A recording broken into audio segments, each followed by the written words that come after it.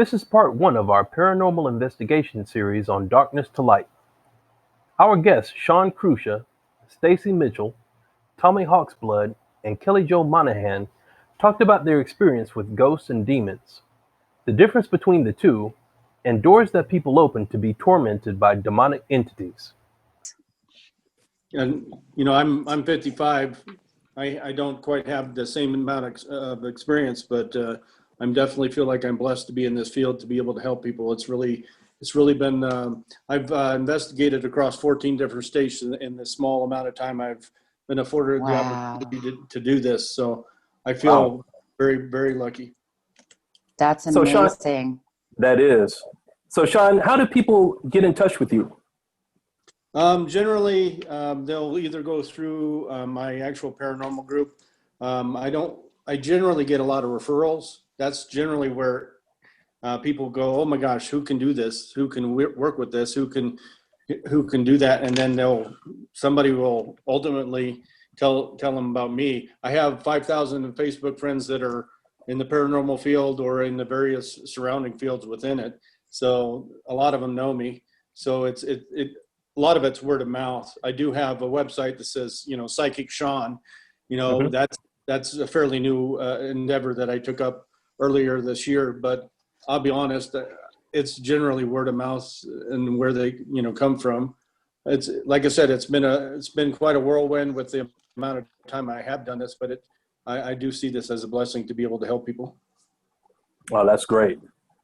And Tommy just joined us. Tommy. Greetings. Greetings. I'm doing great. How about you, sir? I'm doing really good. Good. You can introduce yourself to everybody here. All right. Tommy Hawksblood. I'm calling from the Big Island of Hawaii. I've been involved with spirits, ghosts, aliens, UFOs, you name it, Bigfoot, all my life. I started doing ghost busting when I was 16. I worked with all the elementals as well. I stood with the medicine woman for 26 years. So my teachings range, and what I get into range from the teachers that I worked with in this world and the next. So I felt that this is a really cool topic because there's so many things to talk about if we want to get into every one of them. But I'm sure people have certain limitations of what they understand or accept. I know some people like good things, don't accept bad things. Some people just work with the bad things. And when we talk about demons and spirits and all the other poltergeists and all those words, different people relate to them differently. And it's really only real until a person really experiences it for themselves.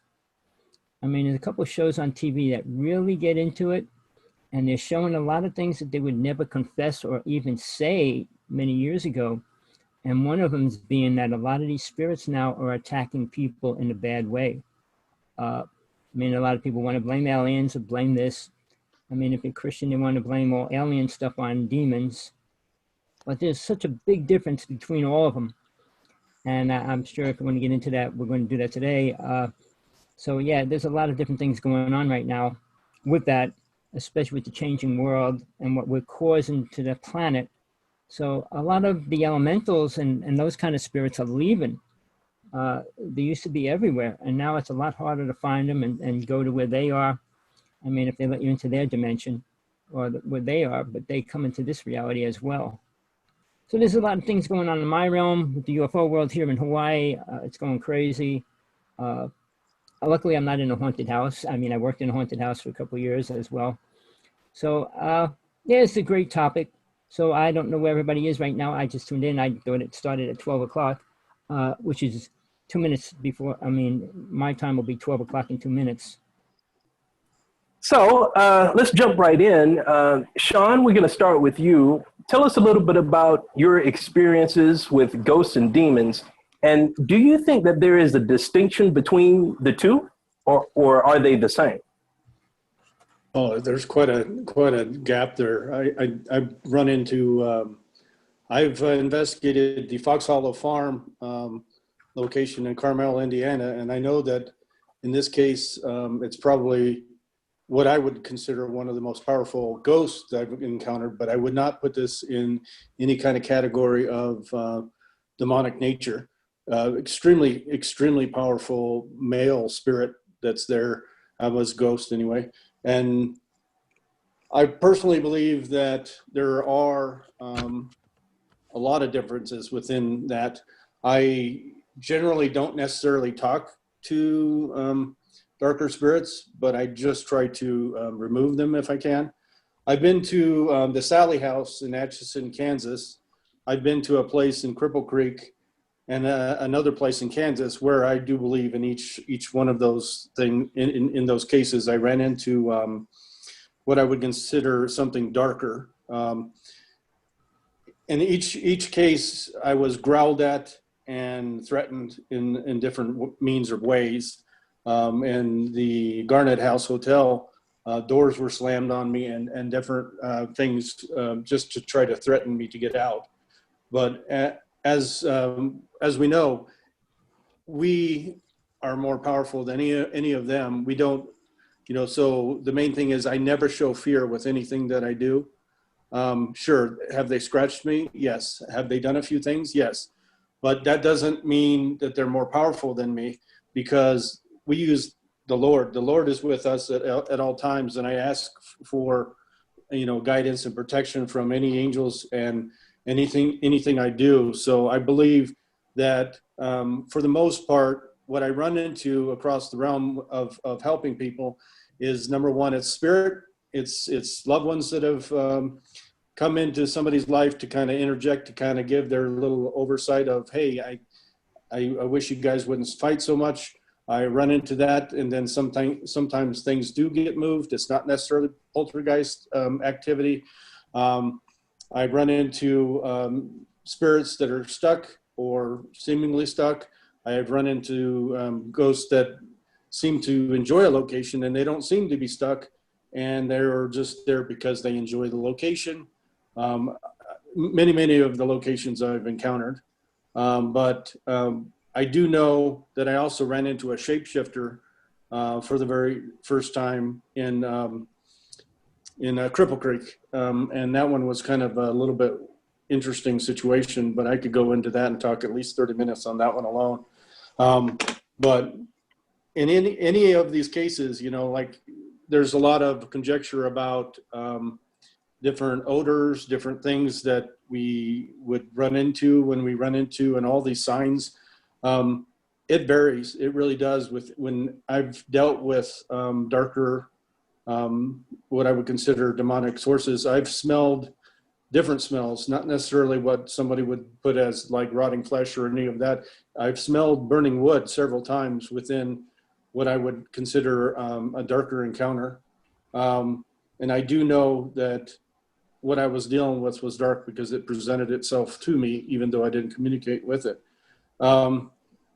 So there's a huge range, and I could kind of go in. I don't know where you want to guide this. So if you have any anything to interject, so kind of lead me where you want me to, kind of talk, because I really believe that there's huge gaps. I've had things try to attach to me. In Canyon City, Colorado, there was a female that tried to attach to me, and I've fought various things that tried to attach, and I've removed attachments from people as well. So this has been quite.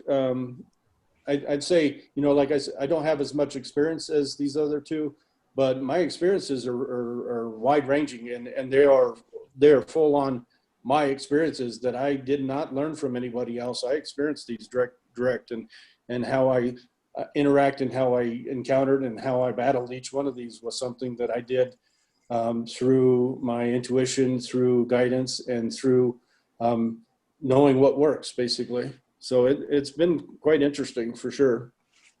Stacy, tell us about your experience. Well, very much like Shaun, I just kind of flew by the seat of my pants and figured it out. And, you learn along the way. And each time you have an encounter, it's different.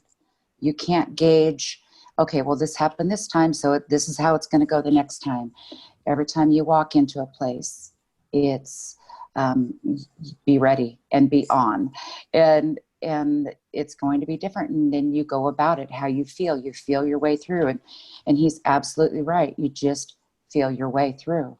And here's another thing too. It's like, don't sell, yourself short for maybe the lack of years, because it sounds to me like you are so called to do this, Shaun, and that you have done a wonderful job. And that's what we're all here to do. We're just here to help people, that by the time people call us, they've exhausted everything else and they need help, and they think they're crazy, or their family does. And Right. then we come in and help them. And it's not always fun. There are horrible things that you see and encounter and deal with, but that's a part of it. And when you're called to do it, you step up and do it. And so very much like Shaun, I did not have somebody to show me how to do this. I just kind of did it because I was compelled to do it.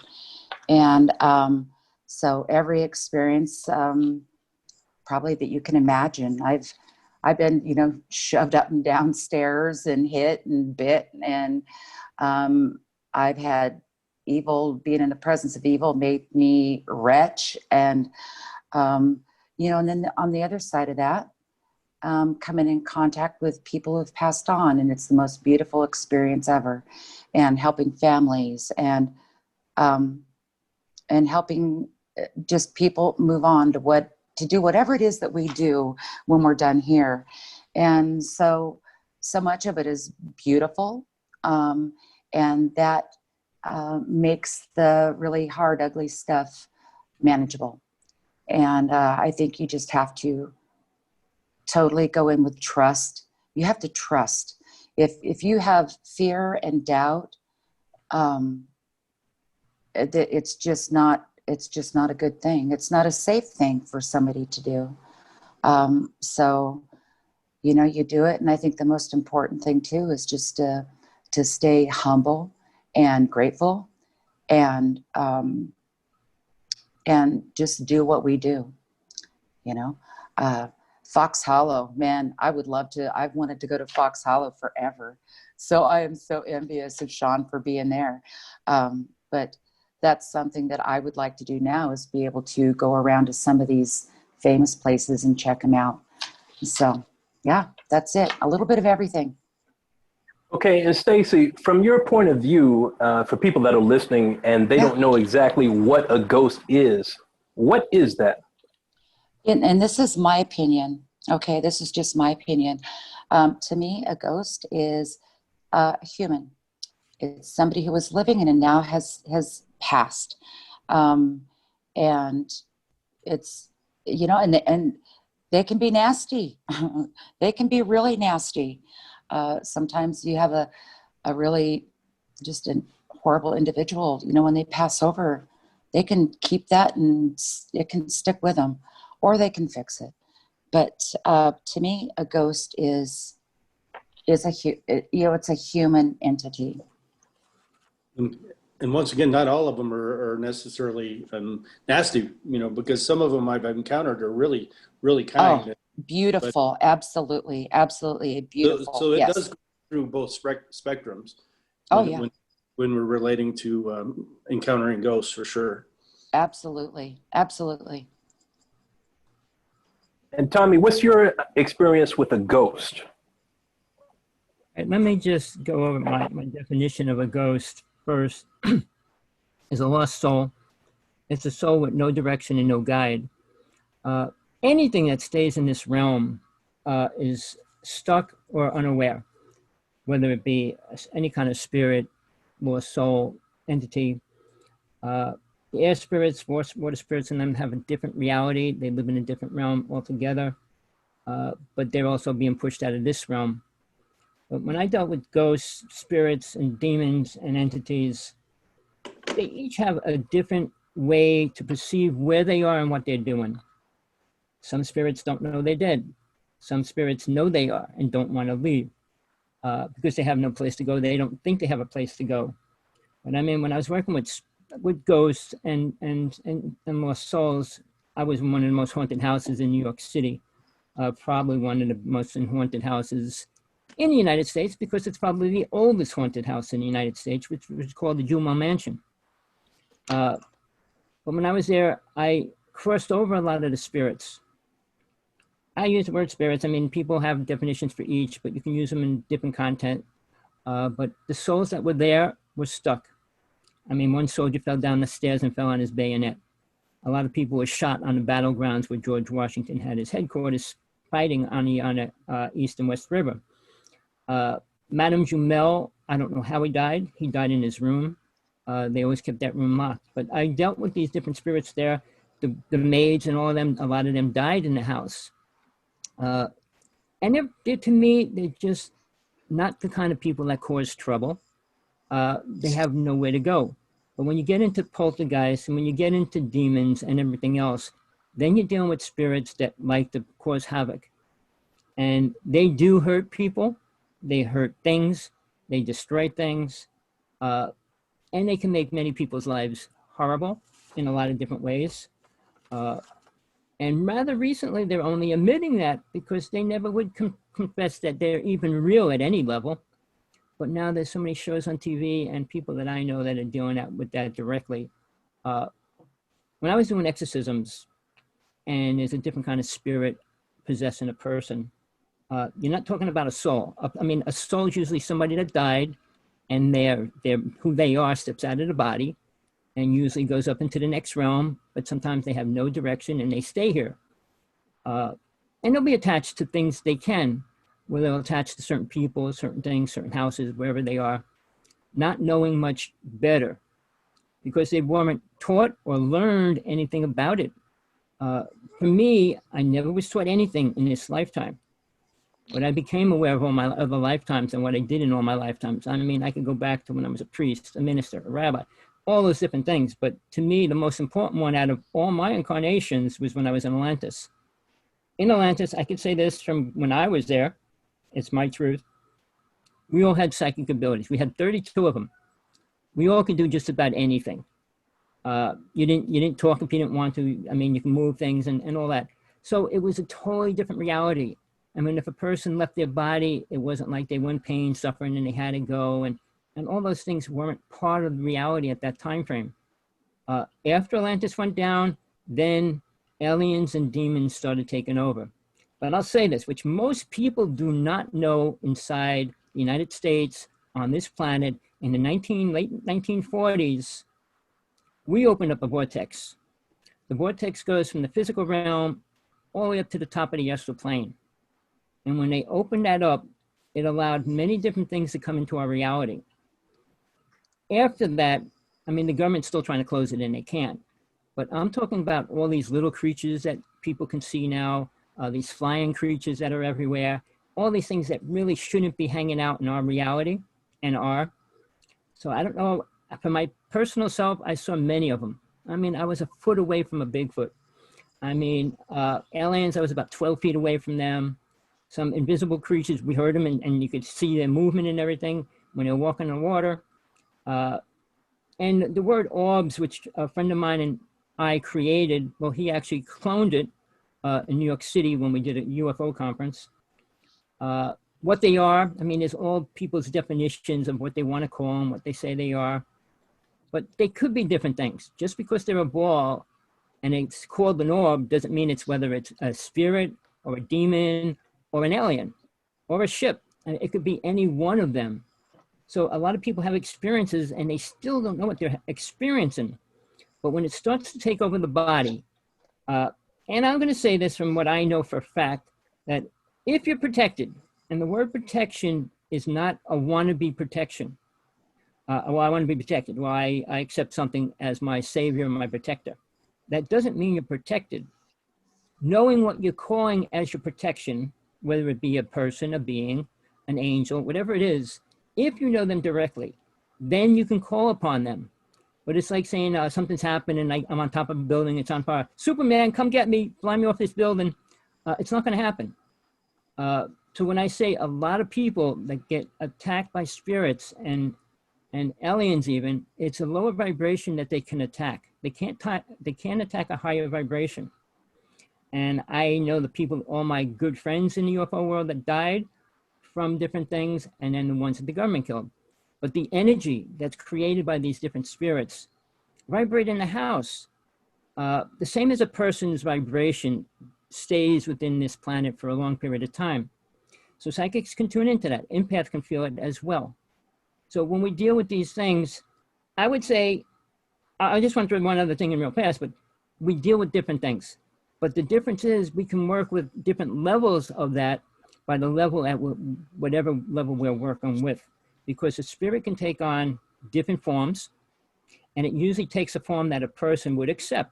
I mean, if I was a demon and I wanted to win you over, I'm not going to come as this ugly looking goblin or whatever. I'm going to come as a good looking being, or being with blue eyes, white hair, and they'll accept you right away. It's conditioning that we have been conditioned because nobody really dealt with it at a higher level. I mean, in Atlantis, it was no problem, but after aliens started coming reprogramming people and people started dealing with killing and murder and all those aspects of what started destroying the planet, these entities had a lot more power over people. So when people say, well, it's an entity, it can be aliens. Aliens can possess a person. I've been in the UFO world almost 3/4 of my life as well. And they do have possession. I was doing hypnosis when I was 14, and I started doing regression and all those kind of words. And aliens can take over a body or use it. So, I mean, if a person believes in spirits and they're working with a demon, and they say, in the name of Jesus Christ, be gone, and the alien inside that body is going to say, so, now what am I supposed to do, run away? It's different things you'll learn when you play with different things. I mean, I have a friend, he's one of the top exorcists in the United States. He does about 300 a year. And what he says to me, which I agree with, 90%, the number could be a little up or a little down, are created ideas. A lot of people think they're possessed or allow them to become possessed in their own mind. Being actually possessed, there's a lot of different traits that you can't portray if you're not truly possessed, like talking different languages, levitating, and all those other things that do happen when a person is possessed. So, but in reality, a person's going through a bad time, they want to blame something. So they blame a spirit or a demon. So there's a lot of different ways it goes. But I hope that answered a little bit about ghosts, because ghosts to me, there's good and bad. I was playing with a Ouija board when I was 6 years old. I was talking to spirits and working with them. And no, a Ouija board can't kill you unless you open yourself up to demons and say, come on, talk to me through the Ouija board. I mean, it's what mentality a person has when they deal with things they don't know. Well, a Ouija board can be a portal, can it? It can open doors for anything. If you first you protect the room that you're in, then you call upon good spirits, and you have them protect the room when you're in. So then when you go and you call upon something, you call upon a good spirit or something. You don't say whatever's around, because whatever's around is creatures and entities around a house. But if you protect your house, they can't come in. So when you work with the Ouija board, you call upon souls that are open. Well, I worked with one of the top mediums in the late 60s, and we worked for years doing that. And we called in, she called in a witch who I worked with at 14 years old. She was killed as a witch. We called in one of the Rolling Stones that were killed in a swimming pool. I mean, she pulled in Ludwig Beethoven and would play the piano all day without music. I mean, there's a lot of things that can prove that it's not a normal situation. It's not just somebody making it up. And whatever she said to me, I always proved it in detail, because there was one spirit, he was a Viking, killed at 14 as well. And I was going fishing, and he came to her and said, I want to go fishing with you. I said, what are you talking about? Well, you're going fishing. I want to go with you. I said, all right, I'll take you. And I pretended I was talking to him the whole time I was on a trip. And then when I got back, she goes, oh, he wants to talk to you. And then he described the whole trip in detail. So, I mean, I always made sure that I prove what I say or do. Even when I was empathic, I always challenged the person to make sure I wasn't making up what they were thinking, because I never wanted to take that space. I mean, I deal with truth only. When people lie, I pull away from it. I shy away from it. So yeah, I'm hardcore because I'll challenge a person that I know is dealing with some negative energy. Well, oh no, it's good energy. How do you know it's good? How do you know it's bad? All those things. When a spirit or an angel comes to you, how do you know if it's good or bad? How do you know what it really is? A demon can take on the form of anything. So when you assume that if it's 8 foot, white hair, blue eyes, it's a good being, that's a perception and it's a programmed idea. But I can go into detail about that if we have time, maybe I will, but there's always a way to prove it and challenge it, because you never want to work with something that you truly don't know what it is. and that's to be on the safe side. I'll leave it there. Okay, Shaun, let me ask you this. What exactly keeps a spirit here in this realm? Is it their belief system, the fact that they don't believe in an afterlife, or what is it? Depends on the situation. Everyone's that I've encountered is, like different, because sometimes it's fear-based, because I've encountered a couple that were like, I've done bad deeds, therefore I'm not going anywhere. I'm going to stay here. And somehow at that transition point, nothing happens and they stay because they're afraid to transition or move to or cross over, what I would consider crossing over. There's different situations with everything. I had a case about a month ago where a young child just was lost. And it was like the easiest transition I've ever done in the whole time I've been doing this, because all I did is immediately ask for Archangel Michael, and it was an immediate transition, and it's less than 10 minutes. And so they do it for different reasons. Sometimes they're afraid, sometimes they're lost, sometimes there's an impact where there's something where it's like wasn't expected, traumatic. They don't necessarily cross over. There's a lot of different situations that I've encountered.